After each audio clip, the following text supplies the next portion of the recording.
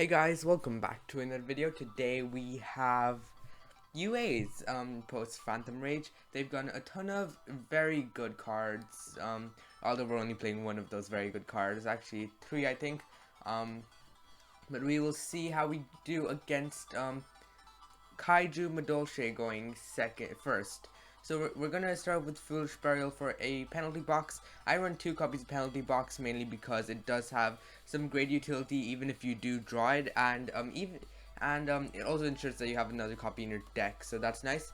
We're gonna activate we use Hyper Stadium to get a search for, I believe, this Libero Spiker, and then we're gonna use this Vec to get an extra normal summon. So we can activate Stadium, and now with Stadium up, since we can normal summon twice, we can get 2 searches of Stadium because it's not once per turn. They never expected us to use double summon or something. So we're gonna get search for a Rival Rebounder, we're gonna chain stuff, and then we're gonna get search for Perfect Ace, and then we can revive our Libero Spiker. Next, we're gonna be summoning out our Perfect Ace, and although it is pretty consistent, we do just really end on 1 negate and 1 pop because Libero Spiker can summon a playing manager from the deck, but we have drawn one, so we don't really need to summon one.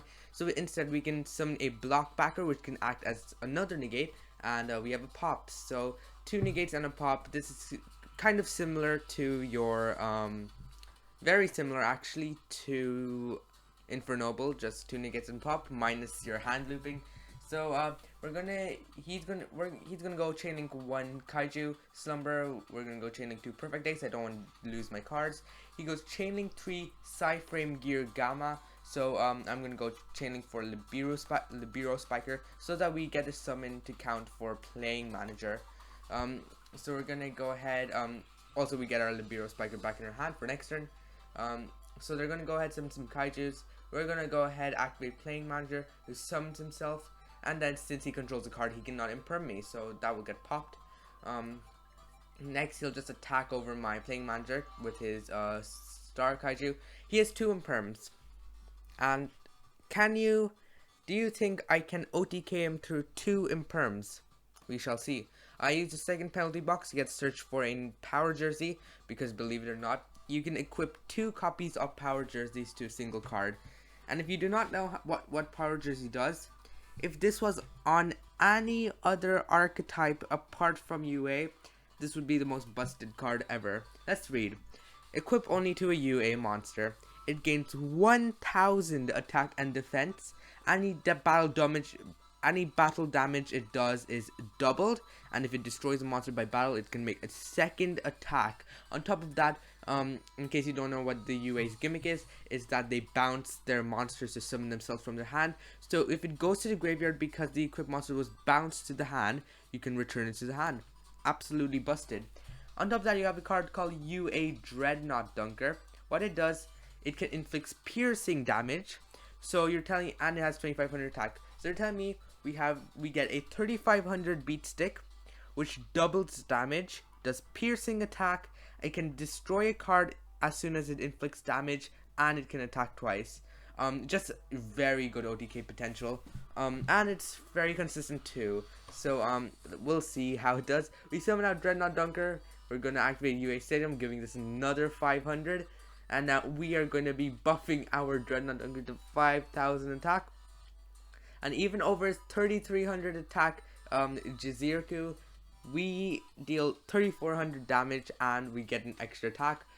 He has 2 imperm, doesn't do anything to us. We just absolutely OTK. This deck does have very good OTK potential and doesn't really have that many infinite impermanence targets unless it's on your opponent's turn. So let's go to our next replay. For our next replay, we are up against Dano DNA. They're blinding second with their Gamma, Evenly, Dark Ruler, Soul Eating Overraptor with the top deck second Dark Ruler. It seems that they sure are prepared. So we're going to start off with an Extravagance.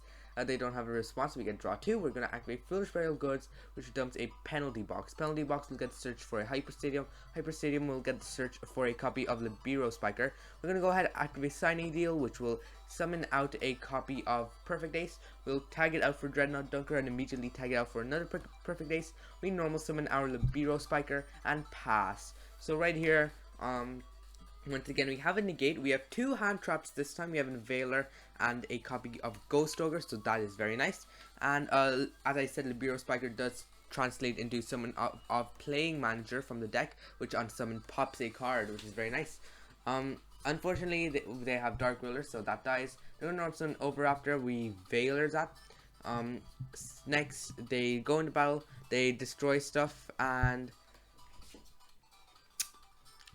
I mean, even if they did use evenly matched, wouldn't really do anything. So right here, if we do not OTK him, we will inevitably die to our evenly matched. This deck doesn't really lose to evenly matched that much, so we're going to summon a copy of the Libero Spiker just as another normal summon.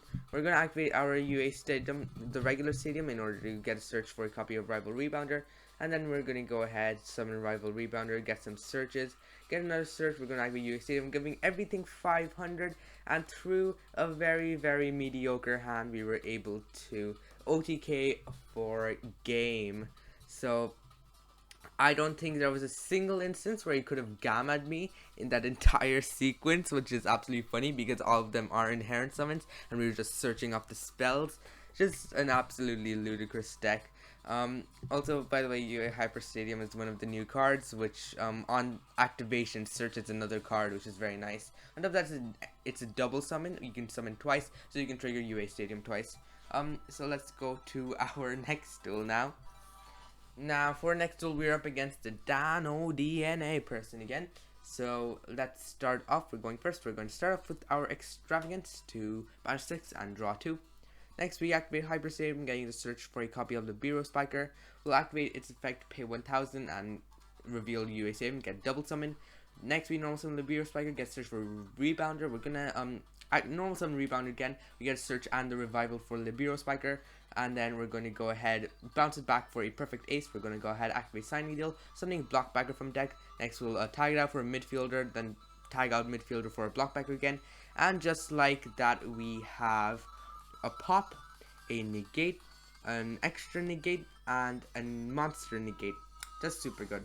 So he starts off with the Extravagance. We will have to negate that.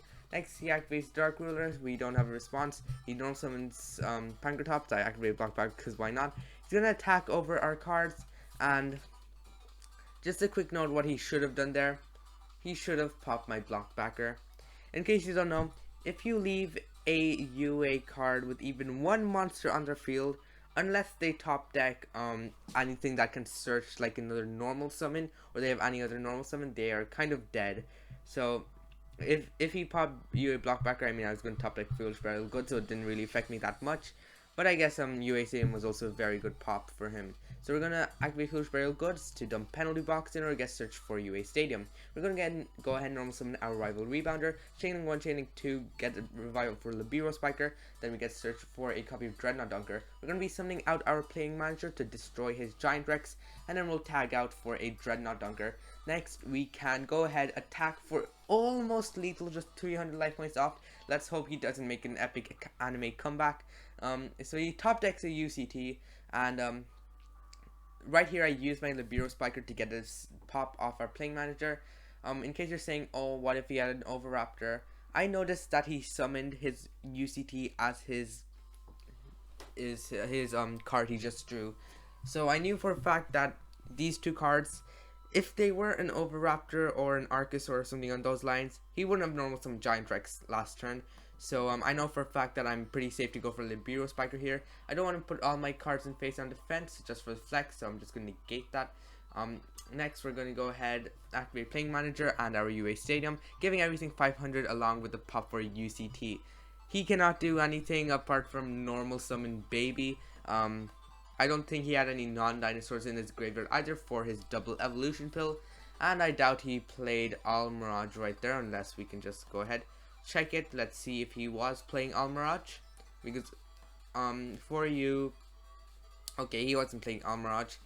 For you Dino people, playing Almirage is kind of important just in case of scenarios like that where you have to get your double evolution pill targets on. So he could have potentially won right there, but nah, UAs are just so good at putting up disruptions and OTKing. So let's go straight to the deck profile now. Right here we have the deck. The theme of the deck is just sports people. They kind of quote unquote tag out for each other, where you have one monster, then you return to the hand to summon another monster. Playing manager is different, where if you summon a UA, then you can summon him too to get an extra pop. We run 2 of him because it's very nice to run 2, and if you're not able to recur him, then you do have to play 2 in case you need to summon another copy of your Libero Spiker. 2 copies of Dreadnought Dunker. This is your Otk'S master, where he can inflict piercing. If you equip him with UA Power Jersey, 99% of games it's a clean win if they don't have any disruptions. It can inflict piercing damage, and if it inflicts damage, you can destroy a card on the field too. And I don't think that is once per turn. So if you attack twice with UA Power Jersey, you have a 3500 attack beat stick, deals double damage, deals piercing damage, can attack twice, and can destroy 2 cards on the field. Absolutely insane. 1 copy of your UA Blockbacker. You only need to run 1. You don't summon him too often, but it is similar to your Ghost Mourner and Moonlit Chill, where on a special summon specifically, you can negate the effects of a monster, but it does not work on linked monsters, unfortunately, because the monster does have to have the ability to switch to defense position, unfortunately. So next we run 1 copy of Rival Rebounder. This basically kind of you run him mainly for your UA Stadium and UA Hyper Stadium, where if you normal summon him, then you can summon another UA from your hand or graveyard. He doesn't come up too often, but in a 2-card combo of Hyper Stadium and your UA Stadium, then he does come up, where you end on a Perfect Ace, a Libero Spiker with a Rival Rebounder in hand, so that you can go into Playing Manager on your opponent's turn. So he does come up sometimes. 2 copies of Perfect Ace. I run 2. I don't want to run 3 because it does kind of clog you up, and plus you have lots of ways to search him anyways. But Perfect Ace is just an incredible card, being an Omni Negate for free. Well, not for free, you have to discard one, but still a very, very good card. Sometimes if your opponent does out one, you do need the second one as backup, so I run 2. And also I'm just thinking of cutting down Dreadnought Dunker to 1, mainly because if you summon him 99% of the time, it's going to be game, so I only run 1 right now. So next we run 3 copies of Libero Spiker. This is easily the best new one, where it's the new level 4 lower UA, which is very important for UAs, because before this they only had 1 level 4 lower UA, which was kind of trash, UA midfielder. And Libero Spiker, it has an incredible effect where during your opponent's main phase, you can shuffle 1 level 5 or higher UA from your hand to the deck in order to summon another UA from your deck with a different name. So if you summon a card like Playing Manager, you get a pop. If you summon Perfect Ace, you get a negate. If you summon your Blockbacker, then you can I don't know, negate something on summon. And if your opponent just passes doing nothing, I guess you can kind of summon Dreadnought Dunker and hope for the best. It's kind of spicy summoning Dreadnought Dunker off Libero Spiker, but it's a very, very good card nonetheless. 1 copy of Midfielder. We run 1 copy of him. Doesn't come up too often, I'd like to say. But he does come up sometimes, just as an extra bounce. On top of that, you can summon Playing Manager during your opponent's turn, so that's kind of important. For hand drops, for monster hand drops, you run 5, 2 Ogre, 3 Veiler. Think I'm changing this into an Ash Blossom, honestly. So that's something.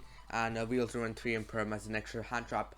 Next, we run 1 copy of Rota. We need to run 1 for a Libero Spiker. 3 copies of Foolish Burial Goods for your penalty box. And in the graveyard penalty box searches a UA spell card, so that's very good. 3 copies of Signing Deal. You need to run 3 of this because it kind of acts as another copy of each of your UAs. As long as you have another copy of UA in your hand, you can bounce it back and summon it again. So it's basically almost as if you just summoned 1 UA from your deck. 3 copies of Extravagance. We don't use our extra deck that much, so we run 3 copies of Extravagance. 1 copy of Terraforming. We run the 1 copy of Terraforming because we want to get to our field spells as often as possible. 1 copy of Set Rotation. Because we have 2 different field spells, we can easily just use Set Rotation in this deck. Unfortunately, it does lock us out of activating other field spells, otherwise it would be absolutely broken in this deck. but we do have to run 1 copy of it. 3 copies of UA Power Jersey.